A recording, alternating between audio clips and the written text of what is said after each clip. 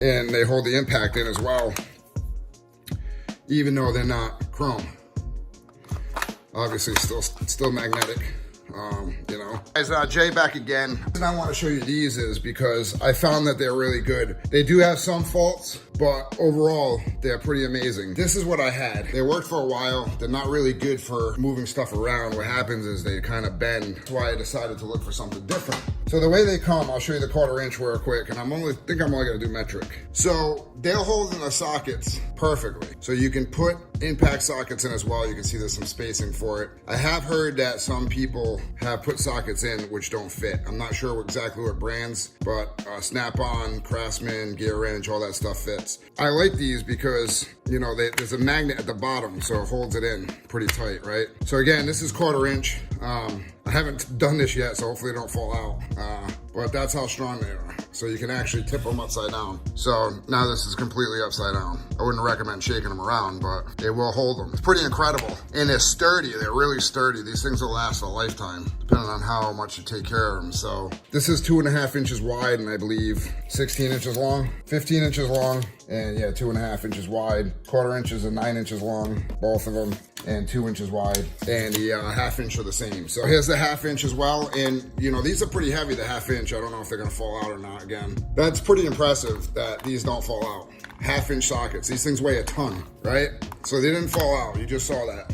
So the one thing I don't like about them is, here's the 1/2 inch. Now, the thing I don't like about them is it goes from 10 to 20 adapter and then up to 27. So you can only use one of these for shallows, one for mids, and one for deeps. Instead of having like the 3/8 show, you have from 6mm to 20 shallow and deep. I like that. That was my one biggest gripe with them. They're pretty inexpensive considering for what they are. 1/4 inch that go from 4 to 14, and again from 4 to 14 back. So, and they have pretty much every size. I know a lot of people have up to 15. I just put it on the side. Because of my one gripe here, the way it works, so as you can see, I had to put my deeps in. These are both metric over here. And then I have deeps for SAE, and I had to hang my other ones over here because they wouldn't. So, not that standards use that much anymore. But people do use it. So I wish that they did that. That's kind of a bummer. You know, typically I use my other drawer for standards and impact. So I'll show you over here.